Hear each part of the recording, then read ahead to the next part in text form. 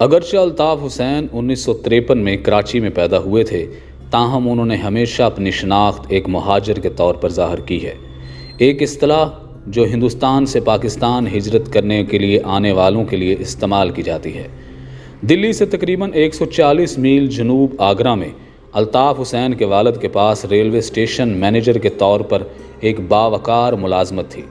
کراچی میں انہیں صرف ایک ٹیکسٹائل مل میں کام مل سکا۔ ان کا انتقال اس وقت ہوا جب الطاف حسین صرف 13 برس کے تھے۔ وہ اپنے 11 بچوں کو الطاف حسین کے بھائی کی سول سروس کی تنخواہ کے ساتھ ساتھ والدہ کے کپڑے سلائی کرنے پر منحصر چھوڑ گئے۔ مہاجروں میں اس طرح کی زندگی عام تھی جو سندھ کے مقامی باشندوں کی طرف سے امتیازی سلوک کا نشانہ بنائے جا رہے تھے۔ اپنی برادری کی حالت زار سے ناراض الطاف حسین اور مہاجر طلبہ کے ایک گروپ نے 1984 میں MQM کی بنیاد رکھی اور الطاف حسین نے اس مقصد کے لیے شدید عقیدت کی وجہ سے شہرت حاصل کی۔ جب وہ 26 برس کے تھے تو ایک احتجاج کے نتیجے میں انہیں 9 ماہ کے لیے جیل بھیج دیا گیا اور 5 کوڑے مارے گئے۔ مذہبی طور پر اعتدال پسند اور امتیازی اقدامات کو تبدیل کرنے پر توجہ مرکوز کرنے والی MQM نے کراچی میں ایک بڑی فالوئنگ بنائی اور قومی اور صوبائی پارلیمان میں نشستیں جیتیں۔ UK ڈپلومیٹک کیبلز اور 2 سابق پاکستانی حکام کے مطابق انہیں فوج کی حمایت حاصل ہوئی، جس نے پارٹی کو دوسری سیاسی دھڑوں کے خلاف ایک کارآمد طاقت کے طور پر دیکھا۔ اگرچہ الطاف حسین کبھی بھی منتخب عہدے کے لیے کھڑے نہیں ہوئے، لیکن وہ MQM کا ناگزیر چہرہ تھے۔ ان کی تصاویر تمام علاقوں میں آویزاں تھیں۔ شروع سے ہی MQM کی کارروائیاں سیاسی تنظیم سازی سے بالا تر تھیں۔ جیسا کہ جب 1980 کی دہائی کے وسط میں مہاجروں، سندھیوں اور پشتونوں کے درمیان نسلی فرقہ وارانہ تشدد بڑھتا گیا تو الطاف حسین نے ایک ریلی میں اپنے فالوورز پر زور دیا کہ وہ اپنے دفاع کے لیے ہتھیار اور کلیشن کوفے خریدیں۔ انہوں نے پوچھا، جب وہ تمہیں مارنے آئیں گے تم اپنی حفاظت کیسے کرو گے؟ پارٹی نے کراچی کے آس پاس اسلحے کے ذخیرے قائم کیے، جن میں اس کے بڑے عسکری ونگ کے لیے اسالٹ رائفلیں موجود تھیں۔ دری اثنا الطاف حسین تنظیم پر اتنی گرفت مضبوط کر رہے تھے کہ ان کی قیادت کو چیلنج کرنے والا ہر شخص پر تنقید کر رہے تھے۔ فروری 1991 کی ایک کیبل میں پیٹر ووگن نامی ایک برطانوی سفارتکار نے بتایا کہ کس طرح MQM کے ایک اعلیٰ سطح رابطے کے مطابق الطاف حسین نے اختلاف کرنے والے کے نام پولیس کمانڈروں کو بھیجے، جن میں ان کے ساتھ سختی سے نمٹنے کی ہدایات تھیں۔ الطاف حسین کسی کو زخمی کرنے یا مارنے کی ہدایات دینے سے انکار کرتے رہے ہیں، یہاں تک کہ مراد یافتہ طبقے کو بھی براہ راست خطرہ لاحق ہوا۔ ایک پاکستانی جنہوں نے انتقام کے خوف سے شناخت ظاہر نہ کرنے کی درخواست کی، بتاتے ہیں کہ اپنی خاندانی ٹیکسٹائل فیکٹری کے چور مینیجر کو گرفتار کر کے انہوں نے پارٹی کو غصہ دلایا، اس بات سے بے خبر کہ ملازم MQM کا ڈونر تھا۔ 1991 میں ایک دوپہر بندوقوں کے ساتھ 4 آدمی فیکٹری مالک کے غار میں زبردستی گھسے اور اسے شہر کے کنارے پر واقع ایک فارم ہاؤس تک لے گئے۔ وہاں انہوں نے اسے استرے والے بلیڈ سے کاٹا اور اس کی ٹانگوں میں پاور ڈرل سے سوراخ کیے۔ MQM نے اغوا کے پیچھے ہاتھ ہونے کی تردید کی، لیکن جب مقتول کے اہل خانہ نے سیاسی رابطوں سے پارٹی پر دباؤ بڑھایا تو انہیں رہا کر دیا گیا۔ وہ خون سے بھیگے کپڑوں میں گھر پہنچے۔ 1992 میں کراچی کے مزید غیر مستحکم ہونے کے بعد فوج نے شہر میں ایک بڑی فورس بھیجی، جس نے جلد ہی MQM کے بندوق برداروں کے ساتھ کھلی لڑائی شروع کر دی۔ الطاف حسین کے بھتیجے اور سب سے بڑے بھائی سمیت ہزاروں لوگ بالآخر مارے گئے۔ الطاف حسین یہ دعویٰ کرتے ہوئے برطانیہ چلے گئے کہ انہیں قاتلانہ حملے کی ناکام کوشش کا نشانہ بنایا گیا اور انہیں وہاں سیاسی پناہ دے دی گئی۔ اس کے بعد وہ MQM کو فون اور فیکس کے ذریعے مل ہل ایک پرسکون سڑک پر ایک نیم علیحدہ گھر سے چلا رہے ہیں، جو دوسرے جلاوطنوں سے بھری ہوئی ہے۔ پاکستان میں لائن کے دوسرے سرے پر ان کی آواز بڑے بڑے سپیکر سے ریلیوں میں گونجتی تھی۔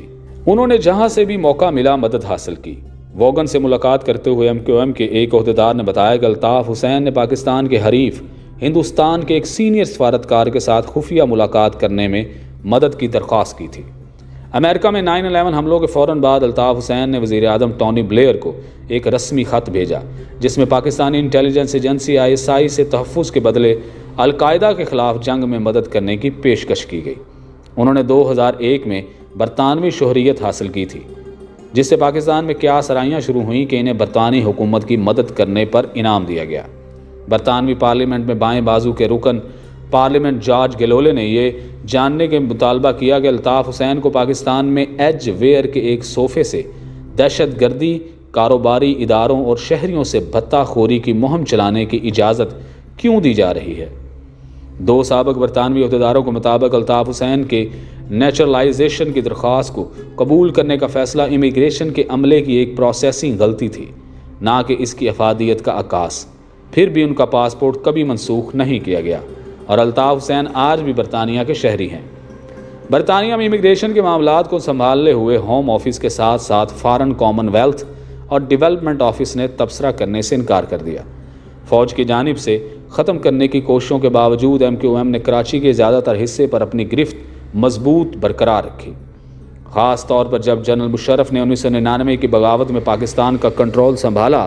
مشرف جو بذات خود ایک مہاجر تھے، انہوں نے MQM سے دستبرداری رویہ اختیار کیا، لیکن یہ الزام کہ پارٹی بھتہ خوری اور دیگر غیر قانونی سرگرمیوں میں ملوث رہی ہے کبھی نہیں رکے، اور چاہے ذریعہ کچھ بھی ہو MQM کے فنڈز لندن جاتے رہے۔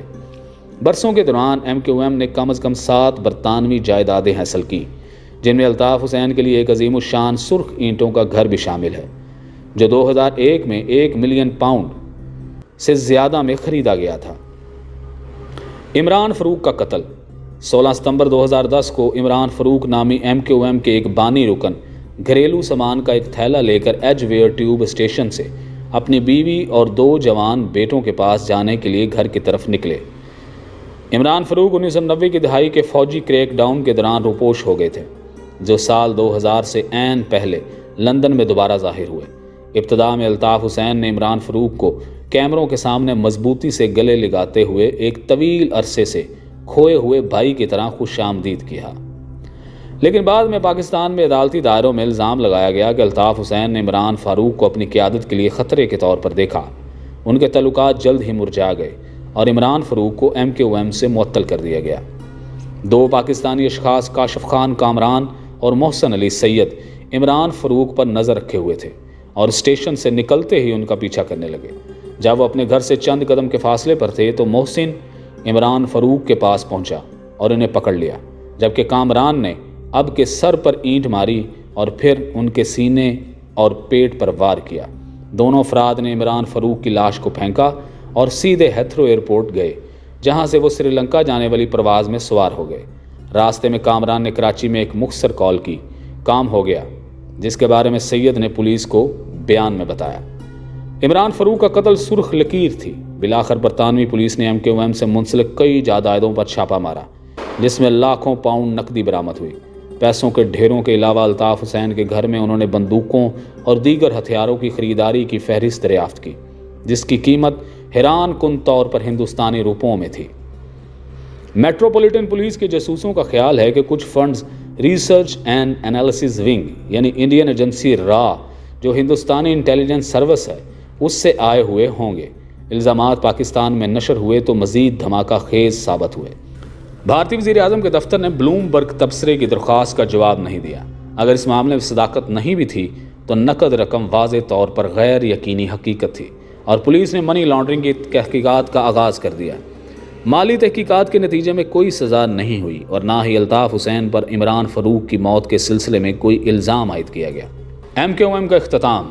لیکن پاکستان میں ہوا الطاف حسین کے خلاف چلنے لگی تھی۔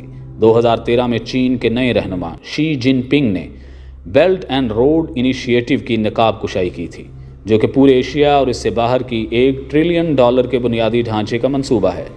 چین کے روایتی اتحادی کے طور پر پاکستان کو $60 بلین ملنا تھے۔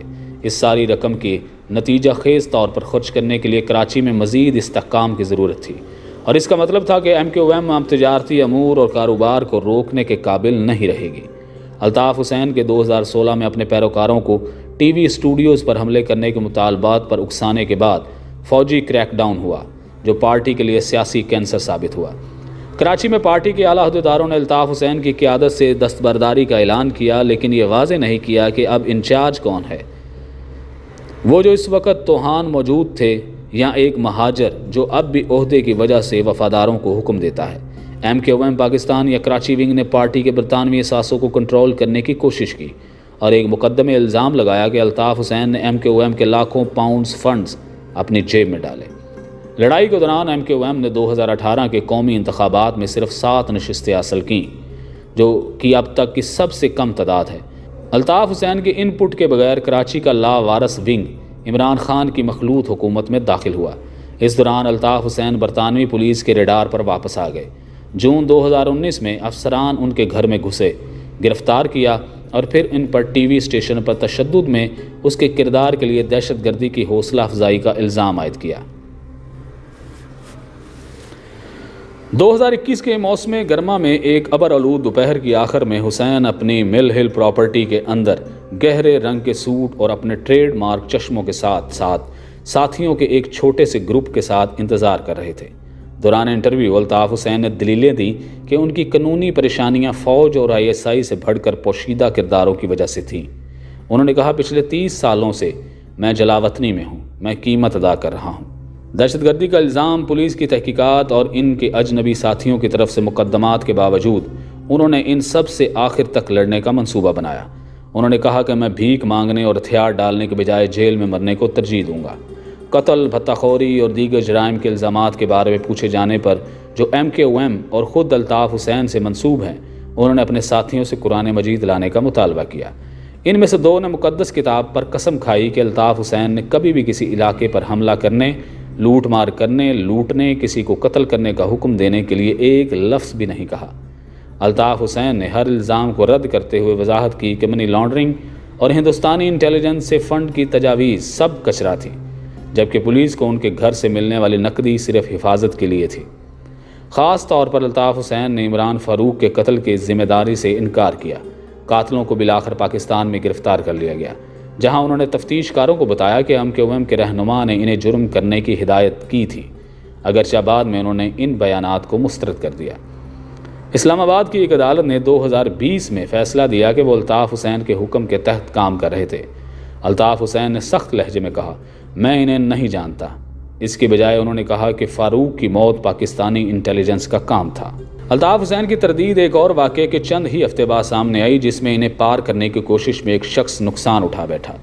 الطاف حسین کے سابقہ معاون ندیم نصرت نے قیادت سے مایوس ہونے کے بعد ایک الگ مہاجر ایڈوکیسی گروپ قائم کیا اور 2017 میں امریکہ منتقل ہو گئے۔ پچھلے سال جولائی میں انہوں نے تقریر کرنے کے لیے ہیوسٹن کا سفر کیا۔ اپنے ہوٹل واپسی پر نصرت کے ڈرائیور نے اچانک بریک لگائی، ایک کالے رنگ کی سپورٹس یوٹیلیٹی گاڑی رکی، اندر سے کسی نے گولیوں کے کئی راؤنڈ فائر کیے۔ نصرت کو کوئی نقصان نہیں پہنچا۔ انہیں یقین نہیں تھا کہ آیا بندوق بردار چوک گیا یا گولیاں صرف ایک وارننگ کے لیے تھیں۔ الطاف حسین کے دہشت گردی کے مقدمے کی سماعت جنوری میں جنوب مغربی لندن میں کنگسٹن آن ٹیمز کراؤن کورٹ میں شروع ہوئی تھی۔ وہاں استغاثہ نے جیوری کو وہ اشتعال انگیز تقریریں جو الطاف حسین نے ٹی وی اسٹیشن پر حملوں سے پہلے کی تھیں اور MKOM کے ساتھیوں کے ساتھ ان کی مشتعل گفتگو کی نقلیں پیش کیں، جسے پارٹی فون کالز ریکارڈ کرنے کے لیے استعمال کیے جانے والے سسٹم کے ذریعے حاصل کی گئی تھیں۔ اپنے اختتامی بیانات میں پروسیکیوٹر مارک ہوورڈ نے دلیل دی کہ شواہد سے ظاہر ہوتا ہے کہ الطاف حسین نے جو کچھ پوچھا اور حکم دیا وہ دہشت گردی کی کارروائیاں تھیں۔ الطاف حسین کے وکیل روپرٹ بورز نے جیوری سے کہا کہ وہ الطاف حسین کے الفاظ کو پاکستان کے پرتشدد سیاسی کلچر کے ساتھ جانچیں اور اس بات کی نشاندہی بھی کی کہ ان کے موکل نے اس کے لیے معذرت کر لی ہے۔ الطاف حسین نے کہا کہ ان کا تقریروں میں سے کسی بھی طرح کے سنگین تشدد کا ارادہ نہیں تھا۔ 3 دن تک غور و خوض کے بعد ججوں کی اکثریت نے اتفاق کیا کہ الطاف حسین بے قصور ہیں۔